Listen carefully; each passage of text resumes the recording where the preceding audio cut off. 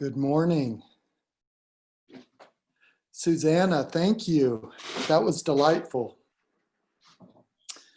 I appreciate you all showing up.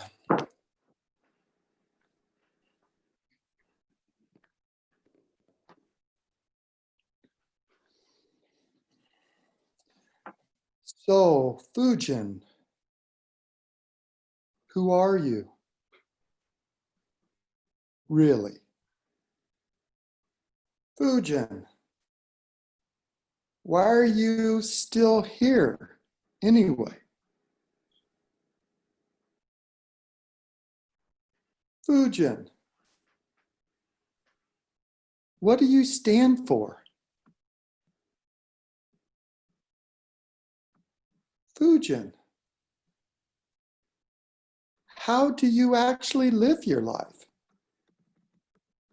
How shall you live your life?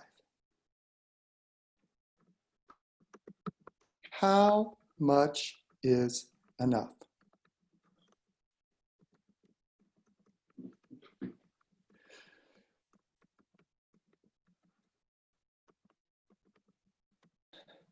Can be turned into koans.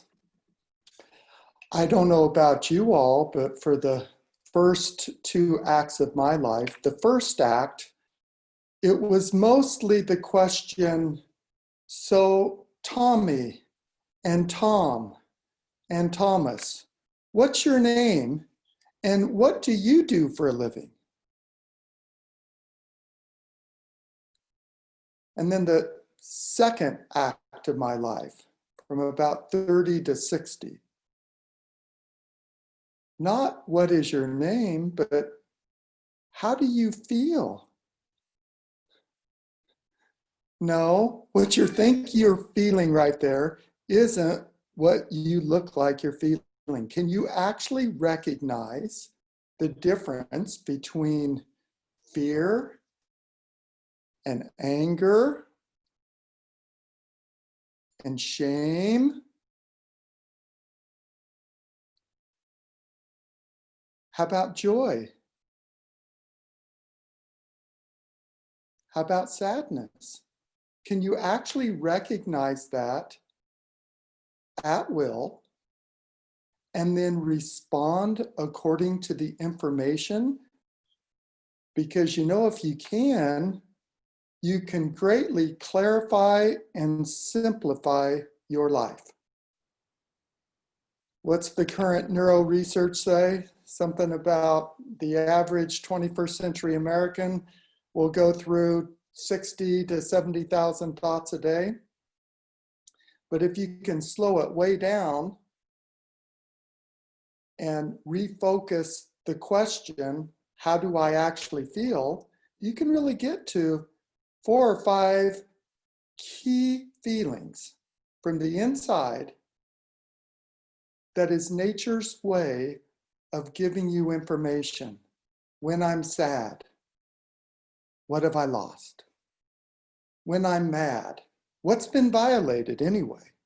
When I'm scared, ooh, where's the threat? Oh, but I just feel bad. Oh, let's shine a light on what feels so bad. And joy, what's actually working in your life? Do you have joy and ease or just joy? Well, what do you mean? Well, joy and ease means you're actually relaxed and alert. FuGen, you look anything but relaxed and alert.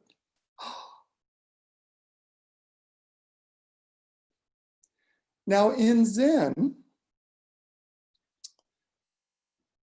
we like to say that we're really interested in 3 primary contributions that we'd like to make to humanity.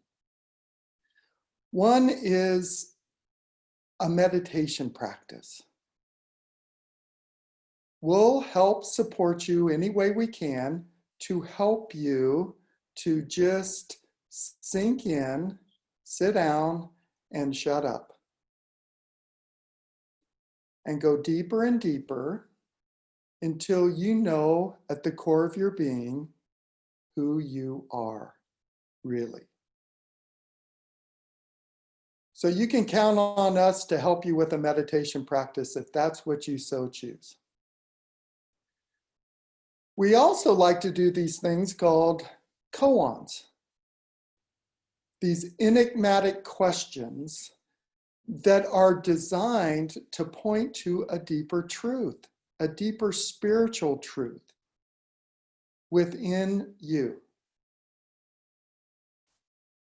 Now, oftentimes they're presented as conundrums or paradoxes so that we get you out of the habit of just using the left part of your brain that is used to just figuring things out. Zen often picks up where rationality ends. When you get so frustrated with whatever life is bringing to you that in exasperation you simply say, well, I don't know. And we often will smile and say, oh, now we're getting nowhere.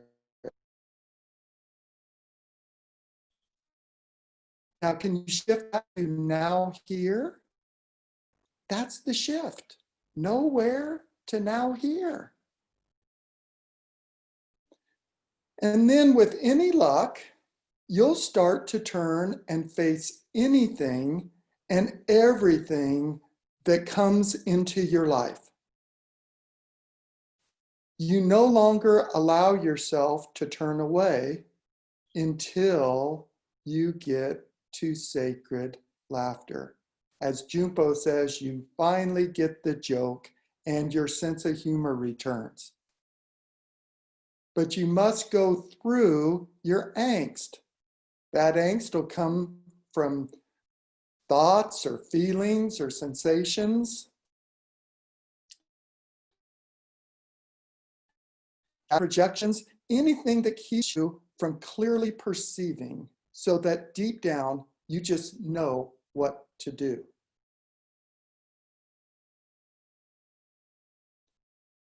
The third thing that Zen promises is a healthy respect for don't you dare try and do this meditation and these koans alone.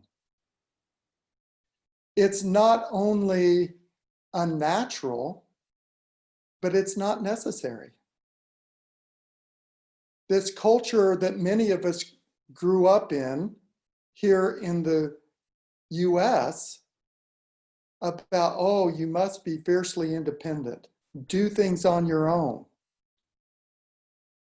That's not true.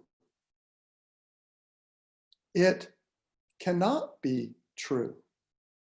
Now, whatever you do, don't believe this. Go and experience it for yourself, directly experience, and you'll discover that, yes, life is meant to be interdependent. All you have to do is take a walk in the woods or go get married and have a couple of kids. Or try and work with white privilege in the corporate world. You'll soon discover and rediscover that, you know, a community would be really helpful right now. A community that has my back, that has your back, that has our back. So welcome to the wonderful world of Hollow Bone Zen. Today's discussion I've entitled COVID-19 and Householder Koans. Because you know, COVID is here, and who knows, maybe COVID is coming.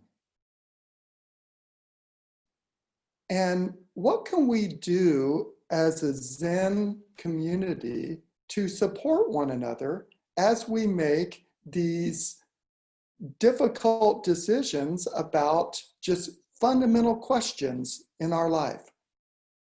Well, what about the mask? Do I really need to wear this mask? Well, why? And can I simplify it enough for teenagers to understand too? How much no is enough? And how much no becomes KNOW? And what is 6 feet anyway? I don't know about you, but sometimes I have a hard time even knowing what a proper portion would be on my plate, and I've been eating my whole life. So, do I really know what 6 feet is all about? And how do I redo the ritual around washing my hands? 20 seconds. Oh, I suppose I could count that. Oh, maybe I could do it like the kids and just sing happy birthday. Maybe that'll help. Oh, I see. But then maybe, just maybe, my massage therapist, who can no longer do massage, but she certainly sends me little videos. And this is the proper way to wash your hands. This way, this way, this way, this way, this way. If you do that and you do it properly, oh my God, that's a 2-minute meditation. Who has time to sit there and wash their hands for 2 minutes? Now, I want to welcome you to a bit of my home. You'll notice that we have kids on my left shoulder. Riley, the pink shirted one, is now 16. Tori is 14. And they're way different than they are in that picture. They're teenagers, cooped up for 3 months, mostly inside our home, being asked to do their schoolwork and to cooperate with their parents on Wi-Fi. You want a conundrum. How do you actually get your work done with and for clients, with and for school, when everybody needs the Wi-Fi all at once? Welcome to the wonderful world of COVID. And then over my right shoulder, we have this money tree. I don't know about you, but it's looking kind of grim. Sort of like our businesses right now. Can't get fabric out of China. My wife's dream of fabric on demand is just dissolving. Not because we don't have clients, not because we don't have ways to get the work done, just can't get the product anymore. And these corporate folks, all of a sudden, life coaching, whole brain learning, shadow work has become an expense, not an investment. So, what are you going to do? Well, when I turn back to my Zen practice, I begin to get some answers. And I want to start with some of the current research. I want to start with a little confession. I've come to the realization that it's unlikely that I'll ever get to be an elite meditator.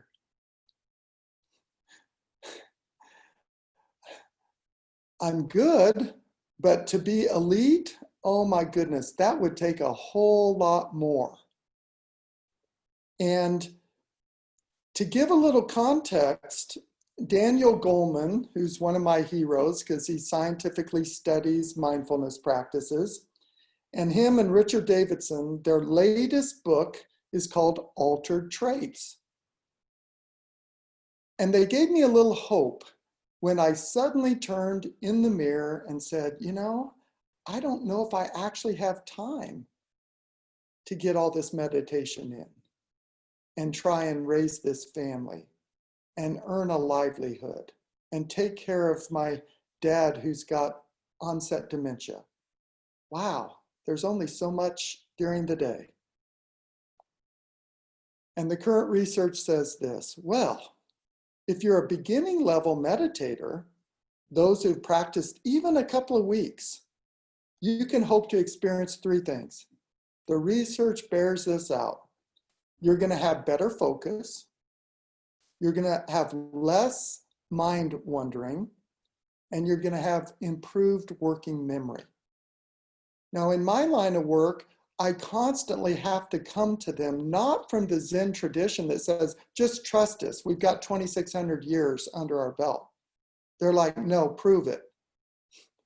So I said, well, gosh, even if you just do this for a couple of weeks, what would it mean to your business if you could follow and focus and soften and deepen your breath and listen and respond?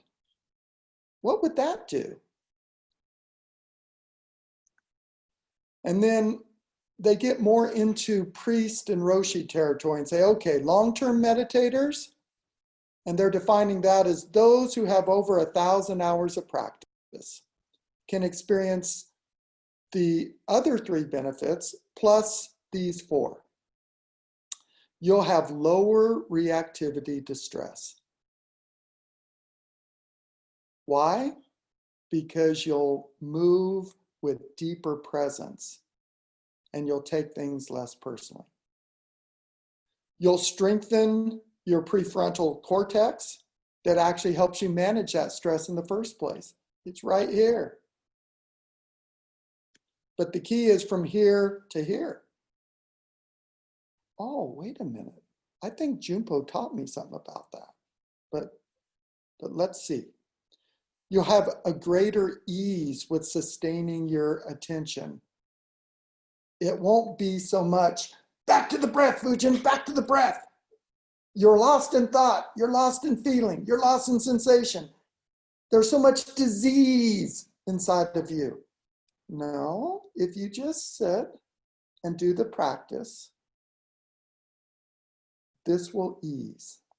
Your body will relax, you'll allow, you can be relaxed and alert without tensing up. And then you can weaken your attachment system. I don't know about you, but as a householder, I walk in the land of attachments all day long. Oh, look at the kids. Gosh, those traumatic teenagers, boy, would I give the days where we were back to just running and being little kids again. Only known AIDS. And then you can get to become Olympic level meditators. They define that as 27,000 lifetimes or lifetime hours of meditation. Well, you know, if I'm going to realize that, then they pretty much guarantee that you will be near a permanent state of meditative awareness. You will know positive and persistent well-being, and it will be in the forefront of your mind.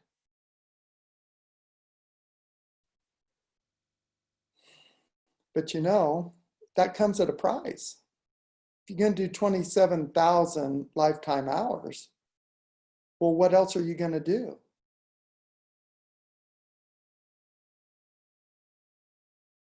Want to go to hockey practice or theater or what have you.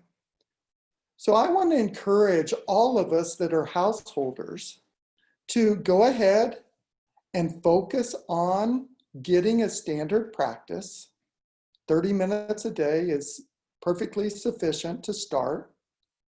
If you want a little more experience, see if you can get it up to an hour. But I want to remind you that there's another thing you can do with your Koan practice that will support your mindfulness practice. It's called the art of the 2-minute meditation in action. It doesn't take any more time.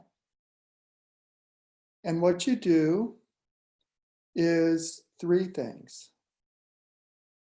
You notice, you shift, and you rewire your brain, all within that 2 minutes. So you're sitting at the grocery store noticing that some people don't have their masks on. Or you notice that they really don't understand what 6 feet looks like. Or you notice that, boy, the cash register person looks weary. So when you notice, just notice where your attention is. Is it lost in a thought? Is it really in a feeling? For me, I get a lot of indignant righteousness. Comes out as anger. Oh God, how could they be so stupid? And you bring yourself back. You redirect your attention to the present moment. And then you rewire. The way you rewire is you deepen and soften your breath. Just let it be. And then with any luck, what you'll notice, you'll just know what to do in each and every moment. I was at Costco last week. Oh my gosh, I could actually take all these items that I mindlessly put in my cart, and I could actually turn it so the barcodes all show, so it makes it easier for the cash register person. Oh, I can go ahead and tell the kids, no, it's your turn to do the dishes.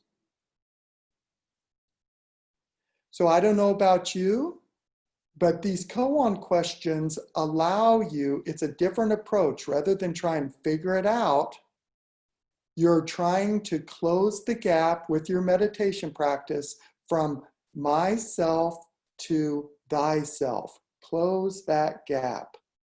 And when you can trust that anything that you face in your life, there'll be an opening, an honesty, a vulnerability, and you'll get to try something new. It'll just delight you because it'll just show up.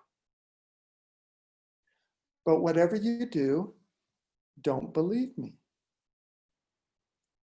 Experience it for yourself. So I invite you with these koan questions to just take them into your life. Notice, shift, and rewire. You'll know when you're done because you'll just start laughing. Enough talk.